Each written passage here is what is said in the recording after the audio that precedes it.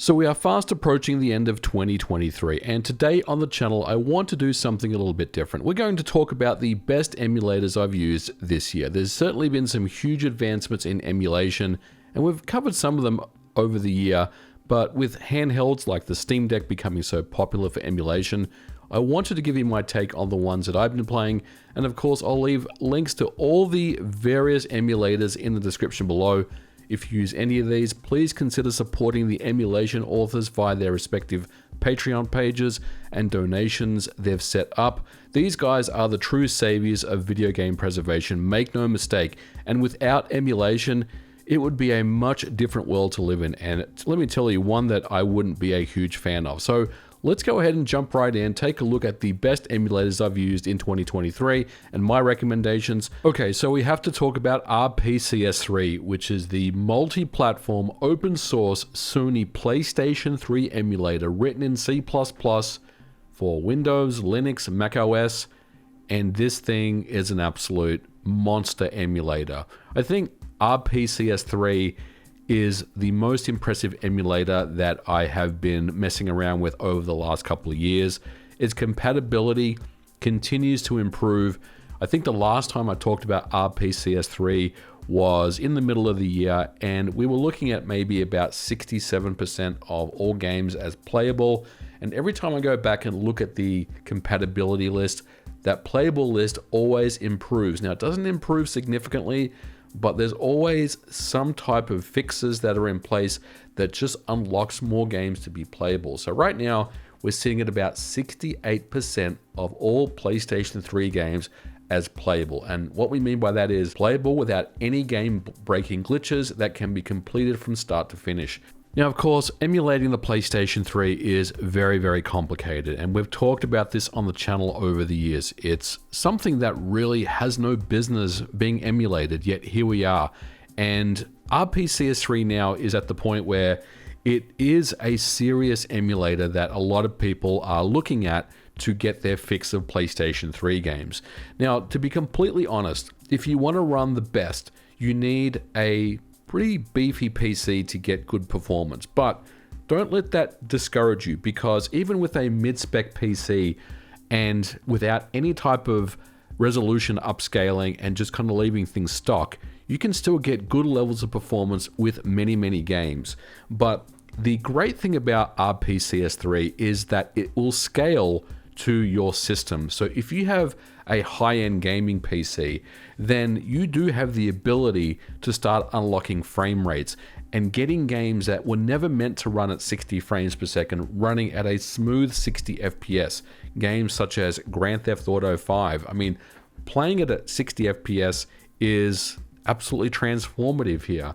And having these games running at 4K, such as Metal Gear Solid 4, which technically is still a game that is not in the playable category. You do need to run some patches to get this game running with some stability in mind.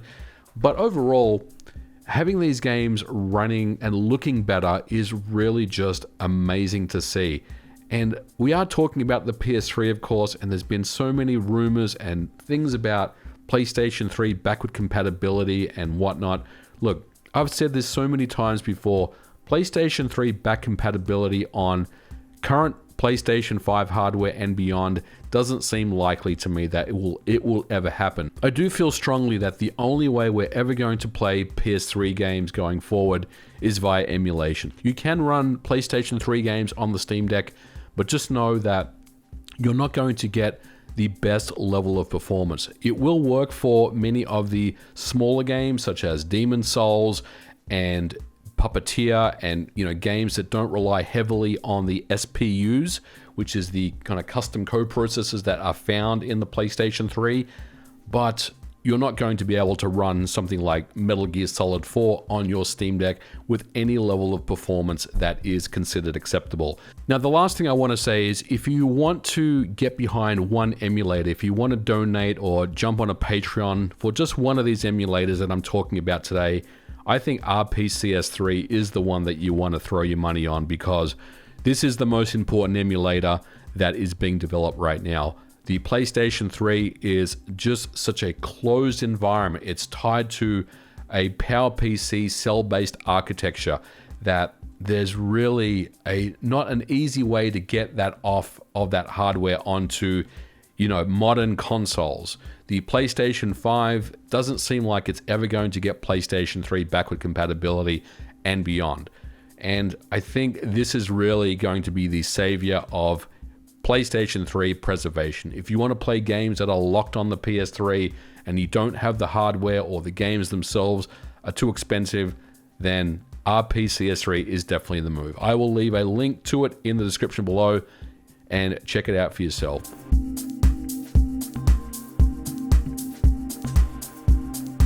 I think if there's one emulator that has really seen some significant performance updates in 2023, it has to be PCSX2, the PlayStation 2 emulator. Now, PCSX2 has been around for a very long time, and it has a good reputation, and it's always had a good level of compatibility. But let's go ahead and look at the latest compatibility data here.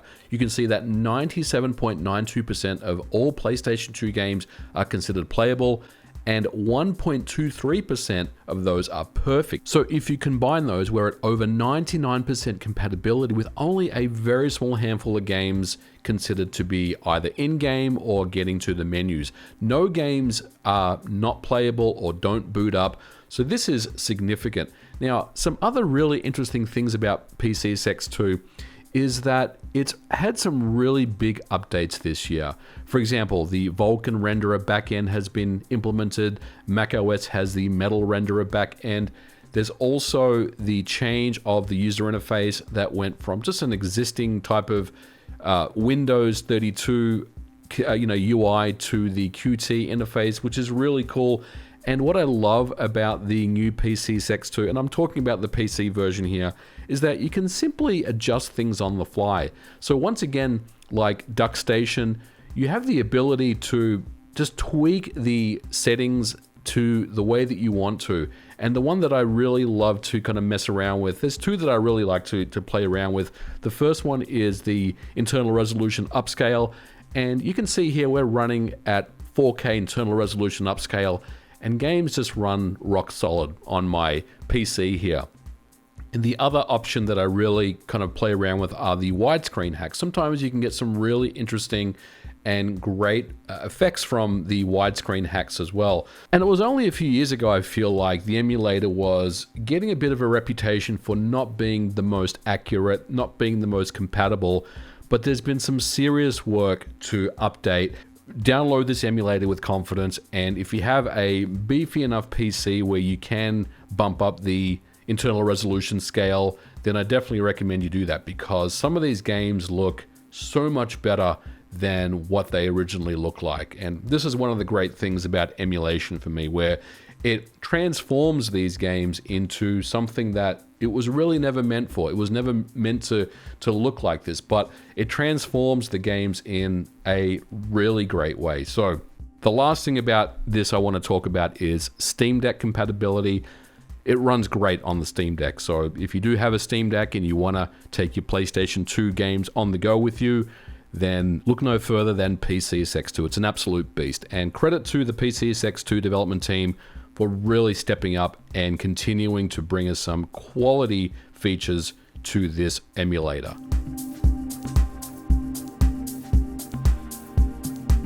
Now, the next emulator that I definitely want to talk about as one of my picks of 2023, and one that I've been using quite a lot, is XEmu. When we talk about original Xbox emulation, it really got a late start when you compare it to something like PCSX2, PlayStation 2 emulation.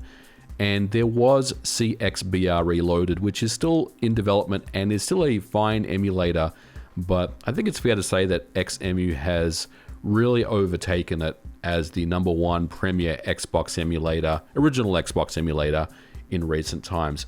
Some of the improvements that I've seen over the last 12 months have really been significant. For example, I remember trying to play Outrun 2 Coast to Coast, or 2006 Coast to Coast, about 12 months ago, and I was never able to get performance that looked like this. We're talking a very, very smooth 60 frames per second here. And this was a game that always had issues running at a good frame rate. So that's just one example. But overall, original Xbox emulation, while there is still a lot of work to do, XEmu is certainly the one that I recommend. It also allows you to set up the emulation as a development kit. So with a debug Xbox BIOS and a Xbox debug dashboard as a hard drive image, with the networking capabilities, you can effectively turn this into a development kit and write code and write homebrew on it without even having to own any original Xbox hardware at all. And that's really awesome. It also means that it works with the Insignia Xbox Live replacement. So there are people out there that are running XEmu and Insignia together without the necessary hardware. But most of all, the coolest feature for me of XEmu is the built-in resolution scaling. And this is something that a lot of the emulators that I'm talking about in today's video have. But XEmu allows you to significantly enhance the visuals. And take a look at this Halo graphics here from Halo 1. We're running at 6x internal resolution scaling. So we're talking a significant enhancement in terms of internal resolution scaling. I mean, there are going to be artifacts, as you can see. Some of the texturing has the kind of texture edges that are quite noticeable. But this is an absolutely stunning image, and I'm not getting any slowdowns here at all. So definitely recommend XEmu. And for those people that do have a Steam Deck and are interested in knowing how original Xbox runs on the Steam Deck, well, it runs really, really well. You're certainly not going to be getting 6x internal resolution scale, but you can bump it up to 2, 3x and get a really good experience. And for me, if you own a Steam Deck, XEmu is an absolute must. So look, I'm very excited about the future of original Xbox emulation. XEmu is definitely the pick of the bunch for me, and I can't wait to see where we go from here. I mean, I'm expecting compatibility to improve over time, but overall, I definitely do recommend XEmu, and it's one of the emulators that I've been using a lot this year, and definitely one that I recommend that you guys should check out. Now, we can't talk about 2023 emulation without talking about the Nintendo Switch, and Yuzu, the very popular Switch emulator, has seen some significant enhancements in 2023. I think the biggest one is the introduction of the Android support, which is gone from strength to strength. Now, I don't have a modern Android device, but I have heard that the Android build of Yuzu, the Nintendo Switch emulation, is seeing rapid enhancements and improvements pretty much with every single iteration. And I think when you basically see day one releases for the Switch immediately run on Yuzu without any type of updates required, you know that you've got something really special here. And I think a lot of people are using Yuzu. And the thing that I really love about the emulation itself is that it's scalable very, very nicely. You can have a high-end PC and you can run Switch games and make them look better. You can make them run at 4K with unlocked frame rates, so they look just so superb. I mean, take a look at this capture here. I'm running Hollow Knight at 4K, and you can see just how beautiful this game looks.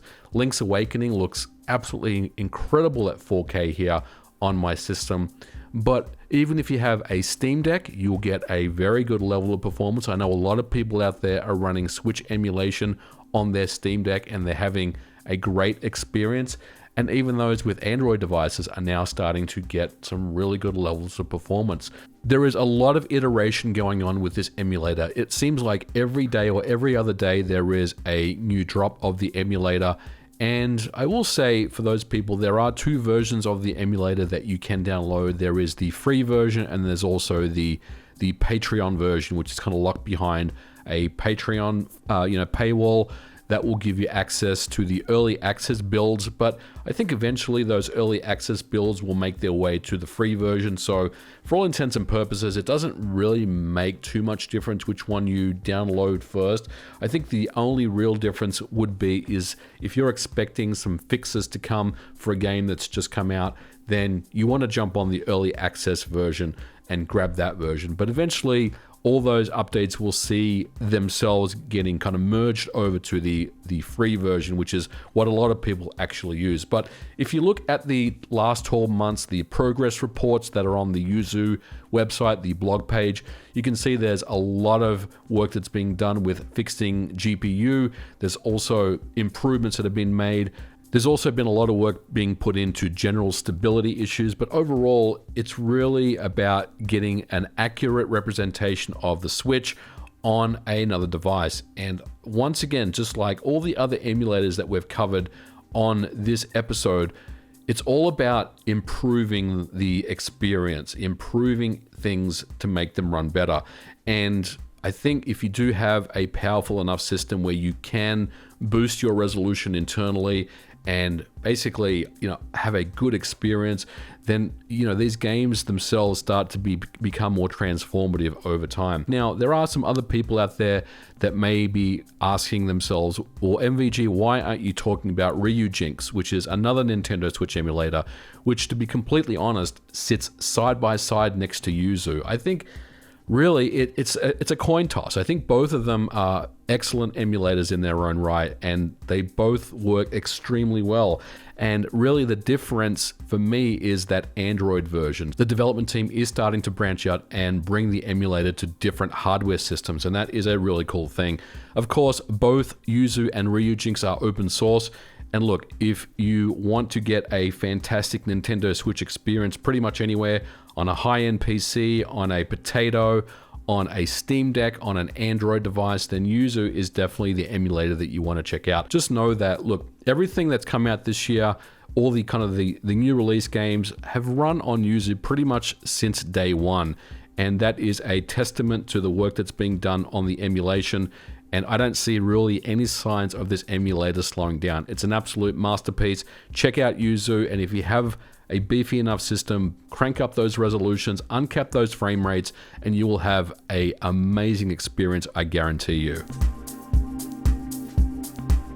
Now, if there's one emulator that has seen significant compatibility updates this year, one that kind of stands out from pretty much everything else, it's the PlayStation Vita emulator known as Vita 3K. Now, Vita 3K is basically a PlayStation Vita emulator that has been around for a long, long time, and it was considered experimental for many years, and it still technically is, but we're starting to see some really great strides with compatibility. Now, I covered this emulator back in June of this year, so not even 6 months ago really, or just around 6 months ago, and it was a total of, if you look at this video here, 641 playable games. The green column, which is games that can be played from start to finish with playable performance and no game-breaking glitches.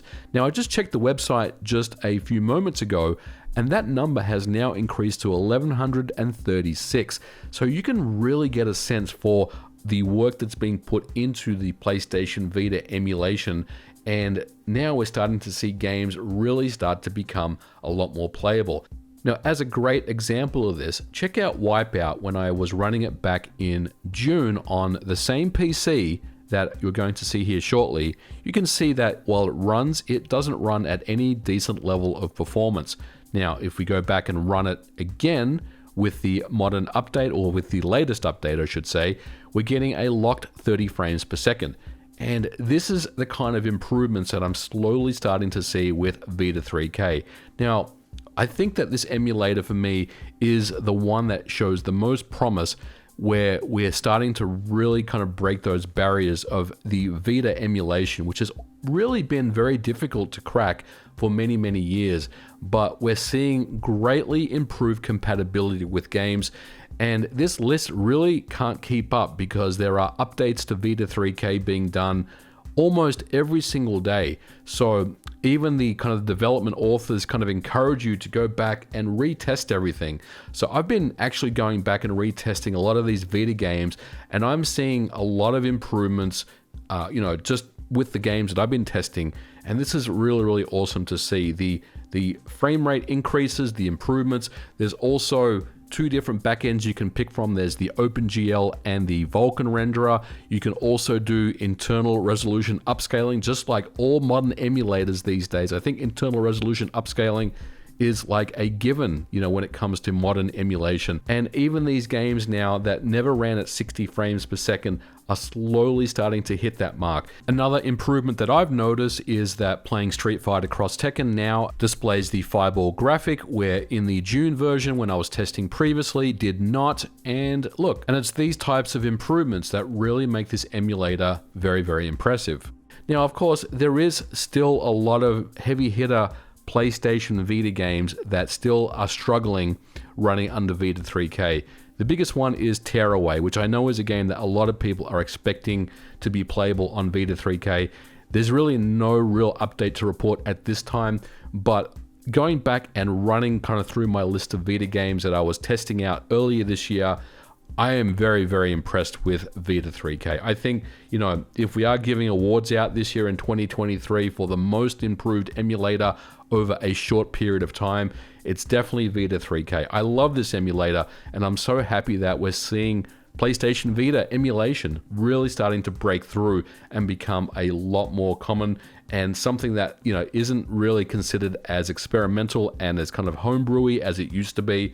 And of course, for those people that are interested to know how it runs on handhelds like the Steam Deck, it runs great. I would definitely check out Vita 3K on the Steam Deck. Of course, there are native Linux builds that you can check out for Vita 3K. There's also other versions available for Vita 3K. You can get Windows, of course, macOS, Linux, and Android. Just like Yuzu, Android is definitely something that is really awesome to see.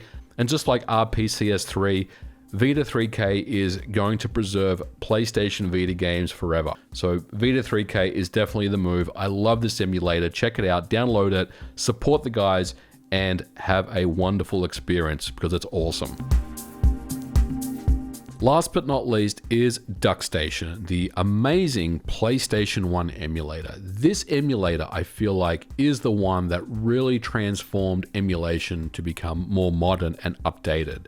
I think there obviously has been some great emulators over the year, but DuckStation offers some of the best visuals, best improvements, best post-processing effects that really can transform some kind of average-looking PlayStation 1 titles into something that doesn't even resemble PlayStation 1 games. And there are so many amazing and unique features of DuckStation that I simply can't talk about all of them. Look, I have covered DuckStation on a previous episode a couple of years ago, and the emulation has continued to improve. But for those people that may not be aware, DuckStation is a PS1 emulator. And look, PlayStation 1 emulation has been around for a long time, and there are some great emulators out there that do a fantastic job of emulating the PS1. But if you want an emulator that really can transform the visuals to make them look so much better and really clean up a lot of the imperfections when it comes to PlayStation 1 games, then DuckStation is definitely the one. Not only, once again, you can boost internal resolutions like to a significant amount, even up to 8K on my system. There's also the downsampling, which looks absolutely incredible. I think the modern upscaled look, the dithering, is something that you still want to see. But there's all sorts of amazing scanline options, there's shaders, you can get some really cool CRT effects, but overall, it's a fantastic emulator. If you have a powerful enough system, you can also enable the perspective correction, which does help a lot with the kind of warped textures that you find on PlayStation 1 games. Now, personally, I love the PlayStation 1 look, and I like to keep things as stock as possible. I do like to give it a nice upscale, however. But having all these features at your disposal and so much more, including rewind and save states and just everything that you would expect with a modern emulator, really rounds out DuckStation as probably the most impressive emulator that I've used in a very long time. It really does transform PlayStation 1 games and makes them become something else. I think, when we talk about old games that deserve remasters, honestly, I feel like you could run some of these games through DuckStation, upscale them, add some cool post-processing effects, maybe some widescreen hacks, uncap the frame rate or overclock the system to make the games run at 60 frames per second, and you're just about there without really anything else. And this is what makes the emulator so powerful and so loved. I'm a big fan of DuckStation, and for me, it's one of my favorite emulators, and it just keeps improving every single year. Now, of course, I do want to add some honorable mentions because there are some emulators that have been around for a long time that continue to receive updates, including Dolphin and, of course, the Xbox 360 emulator Xenia, which I'm definitely going to revisit here at some point because I think Xenia is a really interesting emulator that still has compatibility issues, but it continues to improve over time, and it's definitely something I do want to revisit. And of course, I also want to talk more about the new batch of PlayStation 4 emulators that are starting to hit the scene. We're slowly starting to see commercial games running on PlayStation 4 emulation, and while it's not something that I would consider anything that most people really need to take a look at, it's really more meant for the hobbyist right now. Just keep in mind that PlayStation 4 emulation is rapidly improving, and I think it's probably another 1 to 2 years before we start to see some really important breakthroughs in that particular system, and I'm very excited about it. But look, we're going to leave it here, guys. Overall, emulation in 2023 has seen significant strides, and I'm very, very much here for the ride. I love all the things that are being done with modern emulation. The gauntlet has been thrown down to emulation authors to really kind of provide a good modern quality of life experience with emulation, and I just absolutely love to see it. I hope you guys do as well. And look, before I do go here, I know that this video has been very long, and if you are at the end of this episode, I do commend you for sticking around. Once again, I am going to leave links to everything that I talked about in this episode. Get behind these emulation authors because they are the true kings of video games. They are preserving video games. But I also want to mention, if you do have a favorite emulator that you use, definitely leave it in the comments below. There's probably some people that are going to want to talk about Dolphin and MAME and some of these more classic emulators that have been around for a long time. Let me know what your favorites are, and let me know what your system of choice is, whether you're running it on a PC, Mac, on your Xbox Series via, the dev mode, or on Android, or of course the Steam Deck or any other handheld device that is quite popular these days when it comes to emulation. I want to hear what you guys have to say. What is your favorite emulator, your top favorite emulators of 2023? Let me know in the comments below. We're going to leave it here for today's episode. Thank you so much for watching. If you liked it, please don't forget to leave me a thumbs up, and I'll catch you guys in the next episode. Bye for now.